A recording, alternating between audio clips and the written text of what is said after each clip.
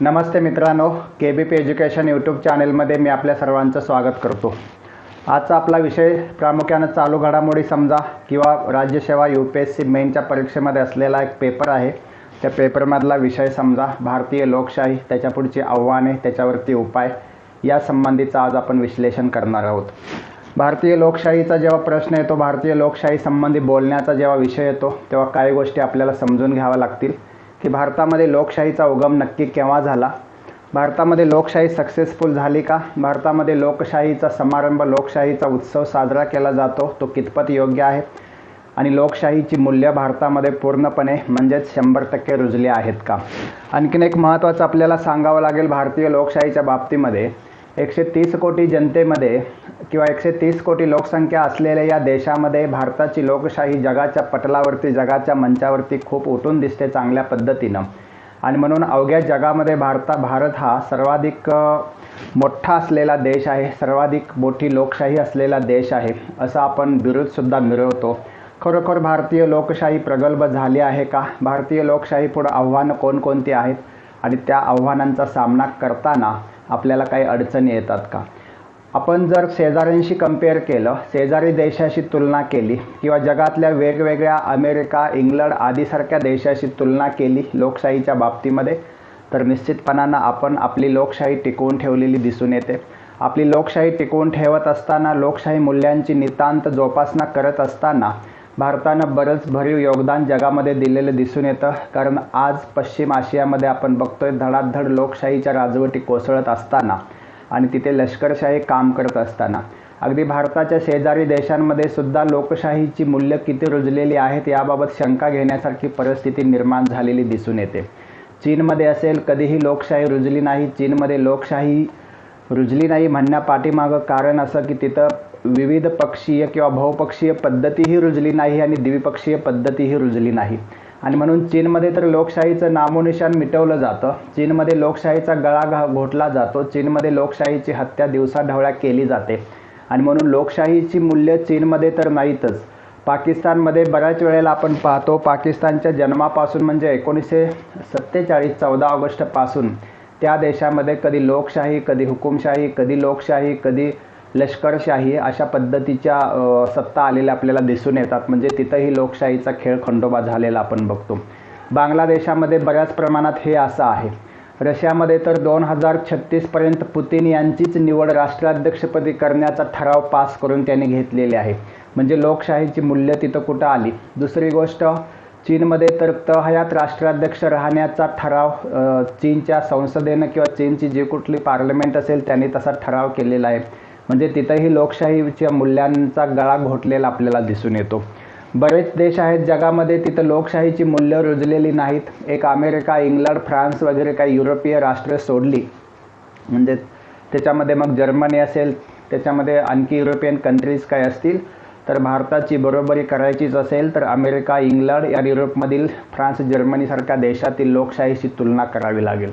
आणि इतर देशांशी तुलना केली तर भारताची लोकशाही उठून दिसते। या देशांशी तुलना केली तरीसुद्धा भारतीय लोकांची मतदानाची प्रक्रिया असेल, भारताचा लोकशाहीकडे बघण्याचा दृष्टिकोन असेल आणि भारतानं 1947 पासून आत्तापर्यंत विविध निवडणुकांमध्ये दिलेला कौल असेल, भारतीय लोकांनी आपलं सरकार आपणच निवडून देण्याच्या प्रक्रियेवरती केलेला अभ्यास असेल, जेव्हा जेव्हा हिंदुस्थानमधलं सरकार लोकोपयोगी कामं करत नाही, त्यांनी दिलेल्या जाहीरनाम्यानुसार काम करत नाही, लोकांना एखादं सरकार नको असेल तर ते मतपेटीतून उलटवून टाकण्याचं काम भारतीय लोकशाही नक्की करत असते। अशी कितीतरी ठळक उदाहरणं 1947 पासून आज तागायत म्हणजे 2020 पासून आपल्याला दिसलेले आहेत। आणि म्हणून जनतेच्या विकासाची नाळ जोडलेल्या पक्षांनाच लोक मतं देतात। जनतेशी भूलथापा मारून सत्तेवर येऊन विकासाची कामं न करणाऱ्या भ्रष्टाचारी सरकारांना लोक अडगळीत टाकतात मतदानाच्या प्रक्रियेतून। आणि म्हणून भारतातला निवडणूक आयोगसुद्धा त्या दृष्टिकोनातून अत्यंत निष्पक्षपातीपणे काम करण्यासाठी अग्रेसर राहिलेला आपल्याला दिसून येतो। म्हणून मित्रांनो, भारतीय लोकशाहीचं महत्त्व जगाच्या मंचावरती एवढं उठून दिसतं, त्याला कारण भारतीय शेजारी देश असतील, भारताचे जगातले अनेक मित्र देश असतील किंवा वेगवेगळ्या खंडातील वेगवेगळे देश असतील, त्यांच्यामध्ये लोकशाहीचं जे स्थित्यंतर सुरू आहे किंवा लोकशाहीचा तिथे किती लोकशाही बाबतीत तिथल्या लोकांचा किती भ्रमनिरास तिथल्या सत्ताधीशांनी केलेला आपल्याला दिसून येतो वेगवेगळ्या देशांमध्ये. मग काय पाश्चिमात्य देश असतील, काय पौर्वात्य देश असतील, काय आफ्रिकन कंट्रीज असतील, साऊथ अमेरिकन कंट्रीज असतील.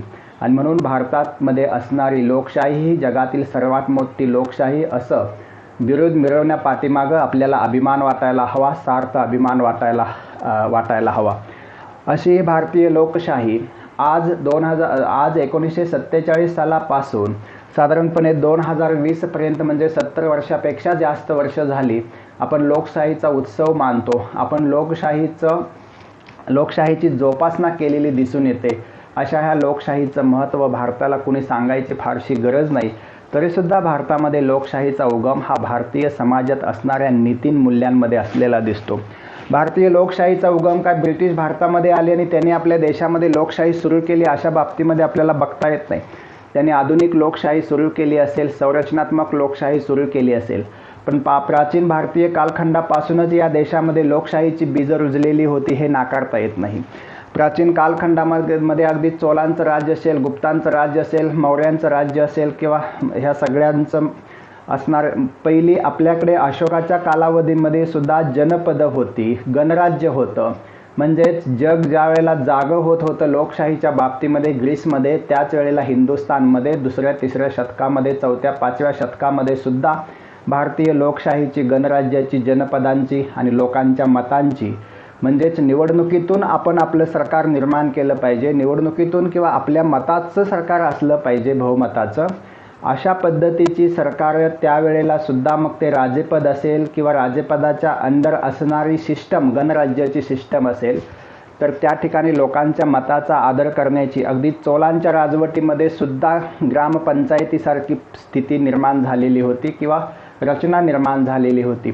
आणि म्हणून भारतीय लोकशाहीचा उगम हा ब्रिटिश राजवटीमध्ये झालेला नाही, तर भारतीय लोकशाहीचा उगम हा प्राचीन भारतीय राजांच्या कालावधीमध्ये प्राचीन भारतीय राजवटीमध्ये झालेला दिसून येतो. प्राचीन भारतीय हिंदू संस्कृतीचं वैशिष्ट्यच हे आहे की समोरच्याचा सन्मान करायचा, समोरच्याच्या मताचा आदर करायचा, समोरच्याच्या मतासंबंधी आपलं जे काही मत असेल ते विचार विनिमयातून मांडायचं. आणि म्हणून या लोकशाही मूल्यांची रचना, लोकशाही मूल्यांची मूळच भारतीय हिंदू समाजामध्ये असलेला आपल्याला दिसून येतं. आणि म्हणून लोकशाहीचा उगम हिंदुस्थानमध्ये पूर्वी होता.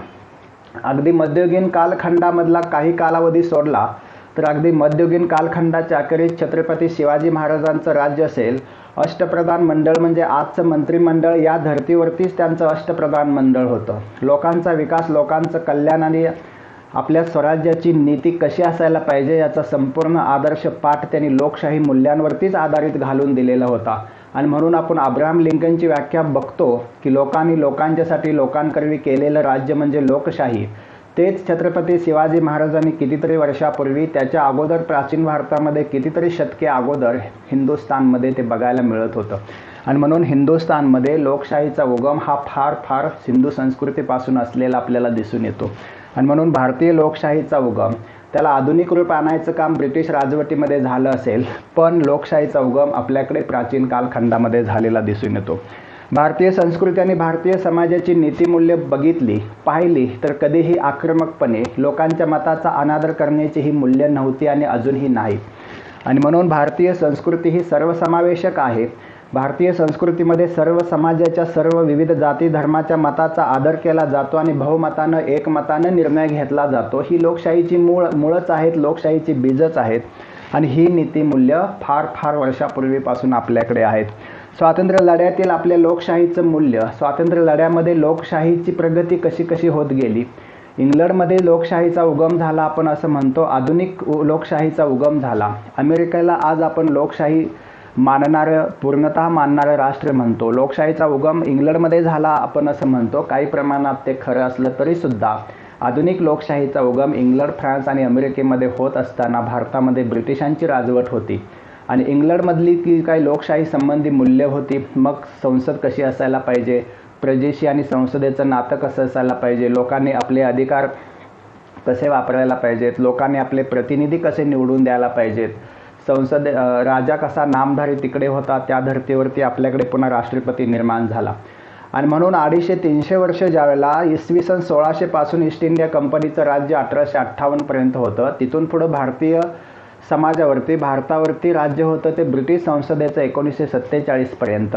आणि म्हणून ब्रिटिशांच्या देशातील संसदीय शासन पद्धतीचं अनुकरण आपण आपल्या राज्यघटनेमध्ये केलेलं दिसून येतं. स्वातंत्र्य लढ्यामध्ये सुद्धा आपले वेगवेगळे पक्ष असतील, वेगवेगळ्या संस्था असतील, वेगवेगळ्या आंदोलनं असतील, वेगवेगळ्या चळवळी असतील, सत्याग्रह असतील, या सगळ्यामध्ये लोकशाही मूल्यांची जोपासनाच आपण करत आलेलो दिसून येतं. आणि म्हणून स्वातंत्र्य लढ्यामध्ये एका बाजूला ब्रिटिशांच्या विरोधामध्ये सनदशीर मार्गानं स्वातंत्र्य मागत असताना, स्वातंत्र्याचं आंदोलन चालवत असताना सुद्धा आपण लोकशाहीच्या बीजांना, लोकशाहीच्या मूल्यांना कधीही बाजूला सारलं नाही.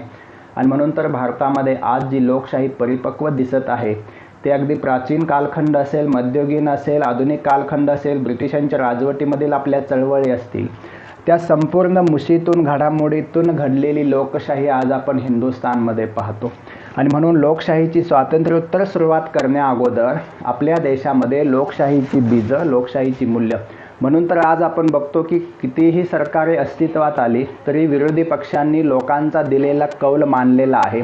सर्व सत्ताधीशांनी सुद्धा लोकांनी दिलेला विपरीत कौल असू द्या किंवा अनुकूल कौल असू द्या, प्रत्येक पक्ष आपल्याकडे निवडणूक झाल्यानंतर, निवडणूक निकाल लागल्यानंतर असं म्हणतो की लोकांनी दिलेला कौल आमच्या पक्षाला मान्य आहे. हा जो समजूतदारपणा आहे, हा जो दिलदारपणा आहे, याचाच अर्थ असा की या देशामध्ये लोकशाही मूल्यांची निर्मिती किती भक्कम झालेली आहे, लोकशाही मूल्यांचा विकास किती भक्कमपणे झालेला आहे हेच दाखवतो. आणि मग लोकशाहीची स्वातंत्र्योत्तर सुरुवात होत असताना 1947 नंतर, अगदी 47 पूर्वीसुद्धा या देशामध्ये ब्रिटिशांच्या राजवटीमध्ये असताना हंगामी सरकार आलेलं होतं. 1937ला निवडणुका झालेल्या होत्या, पुन्हा 46लाही हंगामी सरकार आलेलं होतं. म्हणजे स्वातंत्र्या अगोदरसुद्धा ही लोकशाहीची प्रक्रिया सुरू होती, लोकशाही मूल्यांची प्रक्रिया चालू होती. लोकशाहीची स्वातंत्र्यानंतर सुरुवात झाली त्यावेळेला 1947ला स्वातंत्र्य मिळाल्यानंतर पंडित नेहरू पहिले देशाचे पंतप्रधान बनले. आणि पहिले पंतप्रधान बनल्यानंतर ज्या काँग्रेसनं प्रामुख्यानं देशाला स्वातंत्र्य मिळवून दिल्याचा दावा केला जातो, कदाचित त्याच्यामध्ये सत्यही आहे. आणि त्याच काँग्रेसला पुन्हा सत्तेवरती आणण्यासाठी लोकांना फारसे प्रयत्न करावे लागले नाहीत, कारण काँग्रेसच्या विरोधामध्ये असलेले प्रजा समाजवादी पक्ष असतील, कम्युनिस्टांचे पक्ष असतील, हिंदू महासभेचा पक्ष असेल, वेगवेगळ्या प्रवाहांना स्वीकारणं इतपत भारतीय जनतेची मानसिकता नव्हती, कारण काँग्रेसनं स्वातंत्र्य मिळवून दिलं यावरती लोकांचा फार विश्वास होता, त्यामध्ये तथ्यही आहे. आणि म्हणून काँग्रेसच्या नेत्यांना जनतेनं भरभरून स्वातंत्र्यानंतर मतं दिलेले आपल्याला दिसून येतं. आणि म्हणून भारतीय राष्ट्रीय काँग्रेसचा वरचष्मा साधारणपणे 1947-1952 पासून पुढे हिंदुस्थानच्या राज्य नीतीवरती किंवा हिंदुस्थानच्या सरकारावरती, लोकशाहीवरती राहिलेला आपल्याला दिसून येतो. म्हणजेच 1947 नंतर लोकशाहीची सुरुवात आपल्याकडे स्वातंत्र्योत्तर कालखंडामध्ये होत असताना भारतीय राष्ट्रीय काँग्रेसला लोकांनी भरभरून मते दिली. पंडित नेहरूंचं पूर्ण बहुमतांचं सरकार 1964 पर्यंत सुरू होतं. त्या कालावधीमध्ये लोकशाहीची जोपासना झालेली होती. अगदी छोटे छोटे विरोधी पक्ष असले तरीसुद्धा त्यांच्या मतांना किंमत देण्याचं काम पंडित नेहरूंनी संसदीय व्यवस्थेमध्ये केलं. ही लोकशाहीचं मोठेपण म्हणायला पाहिजे. विरोधक कितीही छोटा असो, कितीही त्याचे खासदार असोत, पण त्यांच्या मताला किंमत संसदीय राज्यव्यवस्थेमध्ये देण्याचा पायंडा पंडित नेहरूंनी घातलेला होता. कारण पंडित नेहरूंना लोकशाही, संसदीय लोकशाहीची मूल्य काय असतात, लोकशाहीचं महत्त्व काय असतं याची जाण होती. आणि त्या जाणीवेतूनच छोट्या छोट्या विरोधी पक्षांना सुद्धा पंडित नेहरूंनी, अगदी आंबेडकरांचा पक्ष असेल त्यांनीही मंत्रिमंडळामध्ये घेतलेलं होतं. याच्याशिवाय मानवेंद्रनाथ रॉय असतील, आणखी कुणी असतील, राम मनोहर लोहिया असतील, या सगळ्यांना, मानवेंद्रनाथ रॉय नव्हे, राम मनोहर लोहिया असतील, या सगळ्यांच्या विचाराचं आदान प्रदान करून मग देशावरती एखादं संकट आलं असेल तर त्या संकटामध्ये विरोधी पक्षांचा सन्मान करण्याचं काम या पंडित नेहरूंनी केलेलं आपल्याला दिसून येतं. दुसरी महत्त्वाची गोष्ट अशी, पंडित नेहरूंच्या निधनानंतर ज्यावेळेला लालबहादूर शास्त्री पंतप्रधान बनले त्यावेळेला सुद्धा लोकशाहीची ही मूल्य तशीच राहिलेली होती, तशीच विकसित झालेली होती.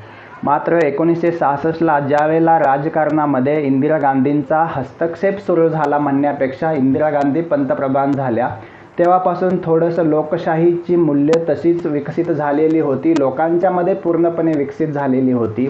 तरीसुद्धा इंदिरा गांधींचं वर्तन काही प्रमाणामध्ये हुकुमशाहीकडे झुकणारं होतं. आणि म्हणून ज्या वेळेला 1971ला भारत पाकिस्तान युद्धामध्ये भारताला विजय मिळाला आणि बांगलादेशाची निर्मिती झाली, 72चा सिमला करार झाला आणि 75ला या देशामध्ये आणीबाणी आणली गेली, त्यावेळेला मात्र या देशातील बहुतांश लोकसंख्येला दुखावण्याचं काम, लोकांना दुखावण्याचं काम इंदिरा गांधींनी केलेलं होतं. 1971ला ज्या इंदिरा गांधींनी लोकांना डोक्यावरती घेतलं, प्रचंड बहुमत दिलं, त्याच इंदिरा गांधींना 1977च्या निवडणुकीमध्ये धूळ चारण्याचं काम याच देशातील लोकांनी केलेलं होतं. आणि हे एकच उदाहरण, या देशामध्ये लोकशाही किती प्रगल्भ झालेली आहे आणि लोकांना हवे असलेलं सरकार, लोकांना नको असलेलं सरकार बाजूला सारण्याचं काम आणि हवं असलेलं सरकार आणण्याचं काम लोक किती प्रगल्भपणे करतात याचं जिवंत उदाहरण म्हणून आपल्याला 1977च्या निवडणुकीमध्ये पाहावं लागेल.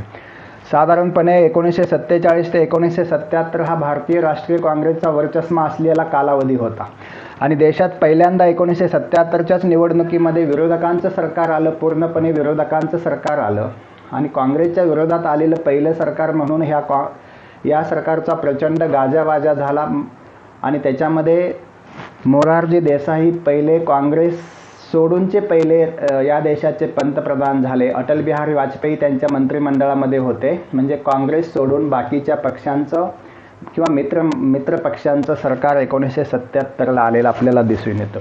ही एकच गोष्ट सांगायला पुरेशी ठरते की भारतामध्ये लोकांनी मनात आणलं तर कितीही प्रबळ, कितीही मोठं आणि भक्कम असलेला पक्षाचं सरकारसुद्धा लोक पाडू शकतात, खाली खेचू शकतात. कारण एखादा पक्ष चुकला राज्यकारभार करायला तर लोक 5 वर्ष वाट बघतात आणि 5 वर्षानंतर मतपेटीतून क्रांती घडवतात. याचं उत्तम उदाहरण म्हणून आपल्याला या 1977च्या निवडणुकीकडे बघावं लागतं. आणि म्हणून राज्यकर्ते जेव्हा देशाचं हित असेल, लोकांचं हित असेल, लोकांचं मत असेल, लोकशाहीला सोडून लोकशाहीच्या मूल्यांना बगल देऊन जेव्हा हुकुमशहासारखं काम करू शकतात, प्रचंड बहुमत असून सुद्धा लोकांच्या विकासाचं काम न करता हुकुमशहाच्या सारखं वागतात, अशा वेळेला इंदिरा गांधींसारख्या बलाढ्य व्यक्तीला, नेत्याला सुद्धा, पंतप्रधानाला सुद्धा सत्तेवरून खाली खेचण्याचं काम भारतीय जनतेनं केलेलं होतं. आणि म्हणून लोकशाही या देशामध्ये पूर्णपणे प्रगल्भ झालेली आपल्याला या ठळक उदाहरणावरून वाटतं किंवा आहे त्या पद्धतीचं. आणि त्याच्यानंतर मग हे 77चं जे सरकार होतं 78मध्ये आलेलं, तर ते सरकार आपापसातील कुरघोडीमुळं पडलं असेल आणि त्याच्यामुळं 1980ला पुन्हा इंदिरा गांधींचं सरकार या देशावरती आलं होतं. पुन्हा पूर्ण बहुमत इंदिरा गांधींना मिळालेलं होतं. इंदिरा गांधींची हत्या झाली 1984मध्ये आणि राजीव गांधींना इतिहासामध्ये कधीही काँग्रेसला मिळालं नव्हतं इतकं, मला वाटतं 400च्या पुढं कितीतरी जागा 547 पैकी राजीव गांधींना मिळालेल्या होत्या, 465पेक्षा जास्त. इतकं पूर्ण बहुमत जे इंदिरा गांधी, पंडित नेहरूंना सुद्धा मिळालं नव्हतं, एवढं पूर्ण बहुमत इंदिरा गांधींच्या हत्येच्या सहानुभूतीमुळं राजीव गांधींना मिळालेलं होतं. पण ह्याच बहुमतावरून टिकून राजीव गांधींना कारभार करता आला नाही. म्हणजे ज्या वेळेला काँग्रेसचं एक हाती नेतृत्व होतं त्यावेळेला सुद्धा या देशातील लोकांनी, जनतेनं जर ते सरकार चांगलं काम करत नसेल तर त्यांना पालटण्याचं, बदलण्याचं काम या देशातील जनतेनं 80ला सुद्धा दाखवून दिलं, याच्याशिवाय 77ला दाखवून दिलं, 84मध्ये दाखवून दिलं, 89, 90ला सुद्धा दाखवून दिलं, 91ला सुद्धा दाखवून दिलं. आणि म्हणून 90 ते 2013पर्यंतचा कालावधी जर आपण बघितला लोकशाहीच्या बाबतीमध्ये, तर साधारणपणे या राजकीय अस्थिरतेच्या कालावधीमध्ये म्हणजे साधारण 88 पासून ते मला वाटतं 88 ते 1991पर्यंत मनमोहन सिंगांचं सरकार येईपर्यंत अल्पमताची सरकार आली. कुणाच्या पाठिंब्यावरती सरकार निर्माण केलेलं पण आपल्याला त्यावेळेला दिसलं. तरीसुद्धा भारतीय लोकशाहीनं संयम न सोडता, भारतीय लोकांनी संयम न सोडता ही सरकार बदलली. आपल्याला योग्य वाटेल ते सरकार आणलं. आणि म्हणून एक महत्त्वाचं, आपल्या देशातली जी सैनिक शक्ती आहे, आपल्या देशातील जे लष्कर आहे बघा किती संयमी आहे. लष्करानं सुद्धा आपल्या देशातल्या लोकशाहीचा किती आदर केलेला आहे. लष्करानं सुद्धा लोकशाही संबंधी किती महत्त्वाची भूमिका घेतलेली आहे. म्हणजे लष्करसुद्धा लोकशाहीचा आदर करतं, राजकीय व्यवस्थेचा आदर करतं, संसदीय लोकशाहीचा आदर करतं, हे दाखवून दिलेलं आहे. जेव्हा देशामध्ये अस्थिरता आली राजकीय, मग VP सिंगांचं सरकार असेल देवेगौडांचं सरकार असेल, इंद्रकुमार गुजरालांचं सरकार असेल, चंद्रशेखरांचं सरकार असेल, या 4 वर्षाच्या कालावधीमध्ये 4-5 पंतप्रधान होऊन गेले, तरी पण लष्करानं संयम बाळगून लोकशाही व्यवस्थेचा सन्मानच केलेला दिसून येतो. अशी परिस्थिती जर इतर देशामध्ये झाली असती तर लष्करानं आपला वरचष्मा लगेच त्याच्यावरती ठेवला असता आणि सत्ता आपल्या ताब्यात घेतली असती. पण भारतीय उपखंडातील अतिशय मोठा देश आहे. या उपखंडामध्ये प्राचीन कालावधीपासून लोकशाहीची मूल्य रुजलेली आहेत. मी असं सांगतो याचं कारण सैनिक जे अधिकारी असतील, लष्करी अधिकारी असतील, त्यांनासुद्धा माहिती आहे भारतीय जनतेचा लोकशाहीवरचा विश्वास, भारतीय जनतेची लोकशाहीप्रती असणारी भूमिका ही अतिशय चांगली आहे, ठाम आहे. आणि म्हणून लष्कराचं सुद्धा धाडस होत नाही भारतीय लोकशाहीमध्ये हस्तक्षेप करायचं. आणि म्हणून 1990-91 पासून किंवा 91 पासून ज्यावेळेला मनमोहन सिंगांचं सरकार पुढे 10 वर्ष चाललं, 5 वर्ष चाललं, त्याच्यानंतर अटल बिहारी वाजपेयींचं सरकार 13 दिवसच आलेलं होतं. तुम्हाला अगदी लोकशाहीचं उत्तम उदाहरण किंवा अविश्वास ठराव जेव्हा पंतप्रधान वाजपेयींच्यावरती आलेला होता तेव्हा एका मतामध्ये हे सरकार पडलं.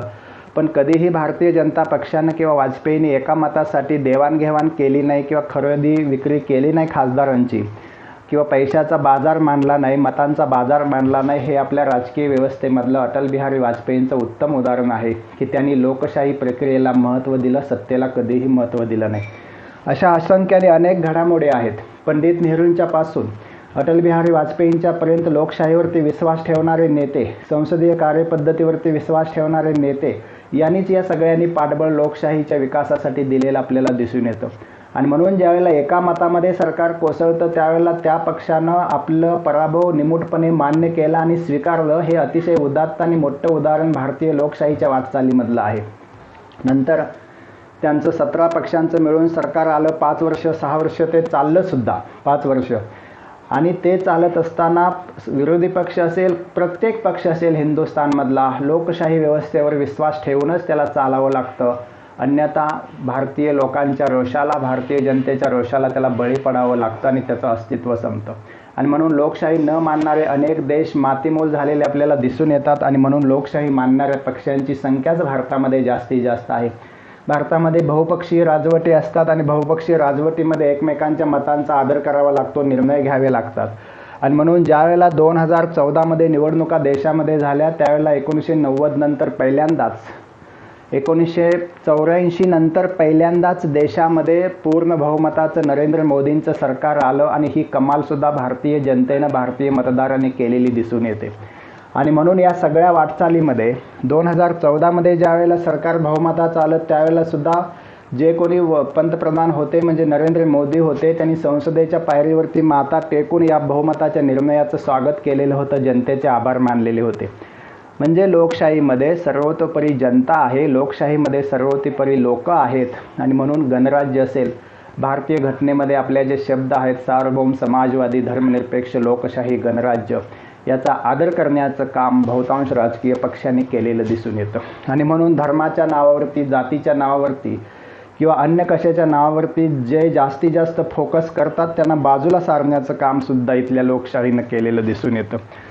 दुसरी गोष्ट, 2014 ते 2020पर्यंत लोकशाहीची वाटचाल आपण पाहत असताना 2014 ते 2020पर्यंत पूर्ण बहुमताचं सरकार 2 वेळेला नरेंद्र मोदींच्या पाठीमागं उभा राहिलं. लोकांनी विश्वास दाखवला, विकासाच्या आधारावरती, एकमेकांच्या मदतीच्या आधारावरती, एका व्हिजनच्या आधारावरती भारतीय लोकांनी BJPच्या सरकारला पाठिंबा दिलेला दिसून येतो. एवढं सगळं झालं असून सुद्धा भारतीय लोकशाहीपुढं आजही काही आव्हानं आहेत. एवढ्या सगळ्या वाटचालीमध्ये भारतीय लोकशाहीपुढं काही संकट आहेत, भारतीय लोकशाहीपुढं काही समस्या असलेल्या आपल्याला दिसून येतात. कोणत्या समस्या आहेत? आज 70 वर्षापेक्षाही जास्त कालावधी लोटला. भारतीय लोकशाही अभिमानानं, सार्थपणे, समर्थपणे या देशामध्ये वाटचाल करत असतानासुद्धा बाहेरच्या संपूर्ण देशांमध्ये म्हणजे जगामध्ये कितीतरी उलतापालती घडत असतानासुद्धा भारतीय लोकशाही समर्थपणे उभा आहे. त्याचं कारण भारतीय संस्कृतीमध्ये असणारी नीतिमूल्य आणि भारतीय लोकशाहीबद्दल सर्व पक्षांना असणारा आदर आणि भारतीय लोकशाही संसदीय पद्धतीवरती या देशातील लोकांचा असणारा विश्वास, या सगळ्यामुळं भारतीय लोकशाही आज प्रगल्भ रीतीनं काम करताना आपल्याला दिसते. तर कोणती आव्हानं आहेत भारतीय लोकशाहीपुढं? भारतीय लोकशाहीपुढं आज आव्हान असेल तर 130 कोटी जनतेमध्ये सरकार निवडून आणायचं असेल तर या सगळ्यांच्या मतदारांच्या मधून चांगलं सरकार निवडणं आणि ही यंत्रणा राबवणं हे आव्हान आहे. आणि हे आव्हान निवडणूक आयोगानं लिहिलं या पेललेलं आपल्याला दिसून येतं. आजही आपण बघतो ट्रम्प असतील, जो बायडन असतील, यांच्या निवडणुकीमध्ये अमेरिकेमध्ये लोक रस्त्यावरती उतरली, एकमेकाविरुद्ध आरोप प्रत्यारोप झाले, निवडणुकीच्या सिस्टम विरोधात मतमतांतर झाली, गोंधळ झाला. असा कधीही गोंधळ भारतामध्ये होत नाही. भारत हा असा एवढा सगळ्यात मोठा असणारा देश आहे की इलेक्ट्रॉनिक वोटिंगच्या मशीनच्या मदतीनं मतदान करतो आणि निकालही लगेच लावले जातात. एवढ्या संपूर्ण देशामध्ये ही निवडणूक प्रक्रिया राबवणं म्हणजे काही अतिशय जोखमीचं काम आहे आणि हे जोखमीचं काम निष्पक्षपातीपणे करण्याचं काम आपला निवडणूक आयोग करतो. म्हणून निवडणूक आयोगाचं अभिनंदन करणं नेहमीच भारतीय लोकांचं कर्तव्य राहिलेलं दिसून येतं. दुसरा महत्त्वाचा अडथळा आहे या देशामध्ये होत असलेला जाती आणि धर्माचा आधार निवडणुकीमध्ये. आणि म्हणून भारतीय समाज अगदी पूर्वापार प्राचीन कालखंडापासून, प्राचीन परंपरेपासून भारतीय समाज हा जातीपातीमध्ये विभागलेला समाज म्हणून ओळखला जातो. अनेक जाती, 18 पगड जाती आहेत, वेगवेगळे धर्म आहेत, वेगवेगळ्या भाषा आहेत, वेगवेगळे प्रांत आहेत. ह्या संपूर्ण समाजाला एकत्र बांधता येणारी भारतीय भावना एक आहे. आणि ही लोकशाहीनं जोपासली असली तरीसुद्धा काही पक्ष मुद्दामहून बहुसंख्याकांचं राजकारण करतात, काही पक्ष अल्पसंख्याकांचं राजकारण करतात. आणि म्हणून 70 वर्षामध्ये बहुतांश कालावधीमध्ये अल्पसंख्याकांचं राजकारण करत असलेल्या काँग्रेसला सुद्धा लोकांनी बाजूला काढलं. आणि कदाचित उद्या काय सांगावं, बहुसंख्याकांचं राजकारण करणाऱ्या पक्षाला सुद्धा लोक बाजूला करतील. आणि म्हणून ठराविक जाती धर्माशी निगडीत राजकारण या देशामध्ये होतं. ठराविक धर्माशी, ठराविक जातीशी निगडीत असणारं राजकारण ह्या देशामध्ये होत असताना लोक काही काळ ते सहन करतात, परंतु जेव्हा अति होतं त्यावेळेला मात्र लोक अशा पक्षांना बाजूला सरतात. अशी कितीतरी उदाहरणं या देशामध्ये आहेत. आणि म्हणून जाती धर्माचा आधार न घेता लोकशाही पद्धतीमध्ये जर निवडणुका लढवल्या तर त्या यशस्वीपणे पुढं सक्सेस होतील, यशस्वीपणे पार पडतील. त्यासाठी निवडणूक आयोगानं अतिशय सक्षम आणि कठोर काही नियमावली करायला पाहिजे. दुसरी गोष्ट, भ्रष्टाचारानं बरबटलेल्या अनेक नेत्यांचं आगमन या राजकारणामध्ये होतं. आणि म्हणून राजकीय पटलावरती अनेक नवीन पुढारी तयार होत असताना पिढ्यानपिढ्या घराणेशाहीचंच वर्चस्व आपल्याला भारतीय लोकशाहीमध्ये राजकीय पक्षांच्यामध्ये दिसतं. आणि म्हणून कुणाचा मुलगा, कुणाचा कुणी असे नातेवाईकांची मांदियाळी या राजकारणामध्ये आहे आणि त्याच्यामुळं भारतीय लोकशाहीला कलंक लागतो. पहिली गोष्ट, जाती धर्माचा आधार भारतीय लोकशाहीनं सोडून द्यायला हवा. निवडणूक आयोगानं त्याच्यावरती कठोर नियम आणायला पाहिजेत. दुसरी गोष्ट, घराणेशाही संपली पाहिजे या देशामधल्या राजकीय पटलावरची. तिसरा महत्त्वाचा भाग, भ्रष्टाचार मुक्त भारत करण्याच्या दिशेनं पावलं उचलायला पाहिजेत आणि पैशाचा होणारा अतिवापर भारतीय लोकशाहीच्या निवडणुकीमधला हा टाळता आला पाहिजे, कमी झाला पाहिजे, अत्यंतिक कमी झाला पाहिजे. आणि म्हणून गुणांवरती आधारित, कर्मावरती आधारित निवडणुका झाल्या पाहिजेत. कर्तृत्वावर आधारित, विकासावरती आधारित निवडणुका लढल्या पाहिजेत. आणि म्हणून निवडून कोण येतो या निकषावरती न जाता नैतिक अधिष्ठान निवडणुकांना असायला पाहिजे. भारतीय लोकशाहीमध्ये नैतिक अधिष्ठानाला जास्तीत जास्त महत्त्व दिलं पाहिजे. हे एक आव्हान आपल्या भारतीय लोकशाहीसमोर असलेलं आपल्याला दिसून येतं. त्या दृष्टिकोनातून सर्वसमावेशक नीती भारतीय राजकीय पक्षांनी निर्माण करणं अतिशय गरजेचं आहे. आणि यासाठी लोक अतिशय प्रगल्भ आहेत. लोकांना कधी काय निर्णय घ्यायचा हे कळतं. म्हणून तर भारतीय लोकशाही आत्तापर्यंत टिकून आहे. आणि इथून पुढेही भारतीय लोकशाहीचं भवितव्य खूपच उज्ज्वल आहे. पण भारतीय मतदारांनी मात्र कायम जागृत राहणं महत्त्वाचं आहे. धार्मिक ध्रुवीकरण न होता, भ्रष्टाचाराला वाव न देता, राजकीय घराणेशाहीला पाठबळ न देता जर भारतीय जनतेने इथून पुढं भारतीय लोकशाहीची सेवा करायची ठरवलं, भारतीय लोकशाहीला उदात्त भावनेनं मदत करायची ठरवलं, भारतीय लोकशाही जिवंत ठेवायचं ठरवलं, तर या भारतीय संसदीय लोकशाहीचं भवितव्य अतिशय उज्ज्वल असल्याचं आपल्याला दिसून येतं. आणि म्हणून जेव्हा आपण भारतीय लोकशाहीचं स्वरूप, आव्हानाने उपाय म्हणतो त्यावेळेला काही काळजी घेतली, आपण काही कठोर निर्णय अंमलात आणले निवडणूक आयोगानं आणि भारतीय जनतेने निवडून देताना आपल्या मताचा वापर अगदी सक्षमपणे, निष्पक्षपातीपणे जर केला, आपल्याला योग्य वाटणाऱ्या उमेदवारांना जर आपण मतं दिली ठामपणे आपल्या स्वतःच्या इच्छेवरती, तर भारतीय लोकशाहीचं भवितव्य अतिशय उज्ज्वल असलेलं आपल्याला दिसून येतं. आणि अत्यंत महत्त्वाची गोष्ट, भारतीय लोकशाही टिकवण्यासाठी अतिशय महत्त्वाचा एक भाग म्हणजे प्रत्येक भारतीय नागरिकानं, मतदारानं मतदान करायला पाहिजे. अतिशय मला वाटतं की निवडणूक आयोगानं नोटाचा एक पर्याय दिलेला आहे, पण नोटाचा पर्याय हा अतिशय निगेटिव्ह पर्याय आहे. म्हणून आपल्यासमोर एखादा चांगला उमेदवार उभा करण्यासाठी राजकीय पक्षांवरती दबाव आणून त्याला मतदान करणं हे अतिशय महत्त्वाचं काम भारतीय लोकांना करावं लागेल. आणि म्हणून प्रत्येक भारतीयानं 100% मतदान करणं हे तर आपलं कर्तव्य आहे, राष्ट्रीय कर्तव्य आहे. आणि याच्यासोबतच सक्षम आणि योग्य नैतिक अधिष्ठान असलेल्या उमेदवारालाच निवडून देणं हे भारतीय लोकांचं कर्तव्य आहे असं समजून जर आपण काम केलं इथून पुढे, तर निश्चितपणानं भारतीय लोकशाहीचं भवितव्य भविष्यामध्ये उज्ज्वल आहे, ते कुणीही नाकारू शकणार नाही. आणि भारतीय लोकशाही जगामध्ये सर्वात मोठी लोकशाही म्हणून हे बिरुद नेहमीच गाजवेल मिरवेल, याबद्दल मला कोणतीही शंका नाही. मित्रांनो, मला वाटतं भारतीय लोकशाही संबंधी आज आपण जे डिस्कशन केलं त्या संबंधामध्ये तुम्हाला बऱ्यापैकी माहिती समजली असेल, भारतीय लोकशाहीची वाटचाल समजली असेल, ते भारतीय लोकशाही पुढची आव्हाने लक्षात आली असतील. त्या दृष्टिकोनातून आपण सर्वांनी मिळून सर्वसमावेशक पद्धतीनं काय प्रयत्न करायला पाहिजेत भारतीय लोकशाहीच्या यशासाठी हेही तुमच्या लक्षात आलं असेल. धन्यवाद. जय हिंद, जय महाराष्ट्र.